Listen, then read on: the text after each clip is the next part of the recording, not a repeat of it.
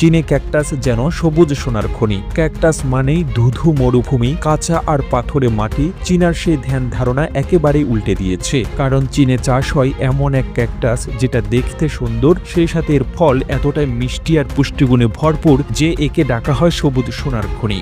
এই ফলের নাম পেরুভিয়ার অ্যাপেল ক্যাকটাস, আর এই গাছ এখন হয়ে উঠেছে চীনের নতুন সুপারফুড চাষের নায়ক। চীনের দক্ষিণাঞ্চলীয় অঞ্চলে, বিশেষ করে শুষ্ক ও আধা শুষ্ক এলাকায় এই ক্যাকটাস চাষ করা হয়, কারণ এই গাছ গরম, রোদ আর কম পানির মধ্যেও দিব্যি বেঁচে থাকতে পারে। আর একবার ফল ধরতে শুরু করলে পুরো মৌসুমে গাছ ভেদে গড়ে 20 থেকে 30 কেজি পর্যন্ত ফল দিতে পারে। এই পেরুভিয়ান ক্যাকটাসের ফল দেখতে অনেকটা ড্রাগন ফ্রুটের মতো, তবে লম্বাটে হালকা সবুজ বা হলুদ রঙের, ভেতরে সাদা শ্বাস আর ছোট ছোট বীজ। স্বাদে এটি অত্যন্ত মিষ্টি, হালকা টক আর কমলার মতো একটা রিফ্রেশিং ফ্লেভার আছে। সবচেয়ে বড় কথা, এটি খেতে যেমন সুস্বাদু তেমনি পুষ্টিগুণেও ভরপুর।